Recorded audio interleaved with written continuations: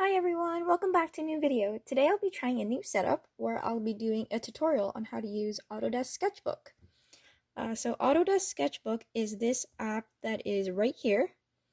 You can download it for free. I think it's available on desktop versions as well.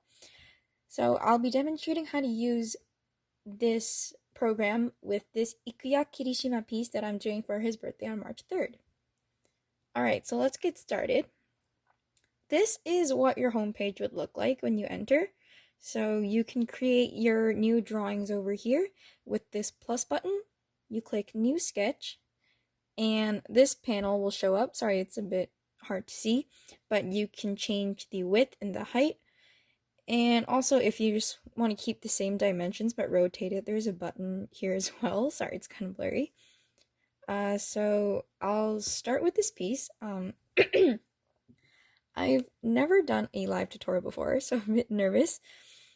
So I'll go through different tools and features that I use with this program with a sketch that I started from of this piece.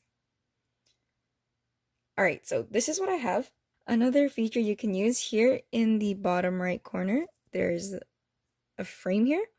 You can click duplicate and it'll duplicate the picture that you have, including all the layers. So since I'll be starting with the basic sketch, what I'm going to do right now is I'm going to hide the layers so you guys can't see this final sketch that I did. So if I zoom in, let's see how this works. If I zoom in a bit, over here you guys can see this is what my layers look like. So I'm going to go click this eye icon and hide the layers. And as you guys can see, when I do this, the layer goes away. And eventually, if I do this to all the correct layers, there will be no more pictures on the screen. And now it's just a blank canvas. Alright. So let's get started on this piece. When you're working with this interface, you can increase the size of this canvas on your screen or decrease it to however you want it to look like. There's also this button at the bottom that will be very helpful for shortcuts that I could use and show you guys later on. Alright, so I'm just trying to fit everything in here. It's a bit difficult. Alright, so my picture was inspired by two pictures. One for his birthday and a picture with him, with Haru and with Rin. So if you want to have your reference photos on your canvas with you, what you can do is you go up here and you click this button and you can import images. So please ignore all my other pictures. But what happens is once you click on it, you can put it here, you can drag it, you can do everything you want up here and resize. Click done. But I also have another picture, so I'm going to put it here again. And here we are. One thing with these pictures, though, is if you import a picture, and let's say I move it all the way to the side here, and I click done, this picture is going to get cut off after. So if you want the whole picture to stay on, make sure that that's how you put it when you first import the picture. Now let's say this isn't how I wanted the picture to be. Up here in the top left is this back arrow you can click. There's a shortcut for this as well, but I tend to just use this backspace arrow. Alright. So now I have these two layers. Once you import a picture, new layers appear. And if I want them to be on one layer, I can do something called merge layers. So I'll click on the layer at the top that I want to merge, and this panel shows up. What I want to click is merge. If I click merge all the other layers I have are gonna merge. So I click merge and now it's on one layer. And now I can hide it or unhide it. So let's begin with the sketch. My original sketch looked something like this. Oops. So this was my original sketch. So it would be the hair from the first picture where he's sitting in the chair and he's smelling the flower that he's holding with the picture with him, Rin, and Haru. So this is what I have. How you can access these tools is here. Click this button and a bunch of pens, brushes, textures can show up, and you keep scrolling, and these are all the brushes that they come with.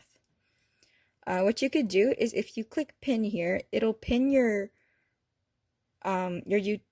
utensil, your tool to the left over here, and you'll be able to easily access your favorite ones from here on the left. You can also adjust the size of these tools and the opacity.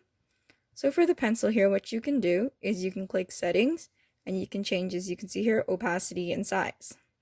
However, one thing that I found was a lot easier is once you pin it here to the left, you can change the opacity in the bottom of this by moving it up and down, and you can change the size by moving it up and down as well. Now by picking colors, usually I like my sketches to be black, or you can pick orange. You can move them anywhere on this color wheel. There's also RGB, more textile format, and just shuffle of colors, but I usually like to use this. Alright, so this is what my sketch looked like after doodling all over. Woohoo!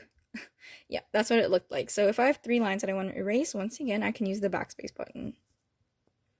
Alright, so now let's say I want to move on to a more detailed sketch that I want to do. What I can do is lower the opacity of the layer. So once again, I clicked on the layer, and I drag this opacity bar down a bit. I did my more detailed sketch using the same tools. I used a pencil for it, and I have this over here. So when I was working on it, I lowered the opacity of the background layer, and I drew on this new layer, which you can do by clicking this plus button. And if on delete layer, once again, click on it and click delete. So this is what my layer looks like. On this layer, I used a purple color for the flower, just so the lines wouldn't get as mixed up. So what I do there, for example, is I drag this over to a purple, and I'd start drawing little flowers, little hearts, however I want to do it. Those are super ugly, I apologize. So the eraser tool, once again, I'm just clicking it on the left, but it is available up here in the library, and it's under basic. This is a hard eraser that I like to use. You can change the size again and change the opacity. Changing the opacity of an eraser, as it says here, changes how much it's erased. So if I use a full opacity, it gets completely erased. But if I lower the opacity and I do a stroke, oops, that's a bit too low, you can see that it's still a bit faint, that there are some things going on, but it's not fully erased. Alright, and let's say for this pencil that I wanted to pick the exact color that was used for the flower over here. I'd click this color circle and this ink dropper, and what I'll do is there's like a cross section, as you can see in the middle. I'll put it over this color, and it'll show what color you want in that ring. As you can see, it keeps changing because there's some white lines here, and let's say this is the one I want. I drop that, and now we have this beautiful purple. I'm sorry, I'm writing standing up. I don't usually write like this. Alright, so I'm going to erase that out now. So now that I have this sketch, when I want to see the full thing, what I do is hide my previous layer, so now I can see what it looks like. The eyes are looking a bit wonky. And one of the really important things to do on digital art, since we have this option, is to flip a canvas. So if I move this up a bit, this button here at the bottom, there are many options. So what I use the most of this here is the same as this over here. It can also be moved if you just click by the white and drag, but I like to keep it in the top spot, and that's the color picker. To flip the canvas, you'd click this one on the right. So we can see his eyes. They don't really look correct, or something is wrong with his face. So what I like to do in cases like this, so let's say I want to tilt his head up a bit more. Up. What I'll do is I click this square, it's a selection tool, and I use the lasso tool, and let's say I want to just fix the head. What I'll do is I'll go over this, and yeah, the flower is bound to be in there. And after you click the select tool, you can click this move or adjust button tool. And this is why I really like doing my sketches on Autodesk Sketchbook. So now that head is selected on that layer, I click this on the left, and it's a distort button. So what I can do is I can do things like this, change the shape of his head, or I do this, or I don't know, you could play around with it, see what you like. This is a nudge tool, so let's say this is the size of the head I want, but now it's clearly not on the neck. So what I'll do, you can either move it like this, so it's only side to side, or only up and down, which is really useful in some situations. There's also a part where you can just flip it like this, which is really helpful for drawing identical eyes if that's what you'd like to do. And flipping it vertically, so now his head is no longer in place. You can also rotate the images. And let's say you click done and you realize, oh no, this is not what I wanted. So what you would do here is you'd go back, and it's back to how you wanted it before. So once again, let's say I wanted to tilt the head up a bit. Oh, so my selection was incorrect. What I do is here is deselect the selection, and I'd go over the selection again.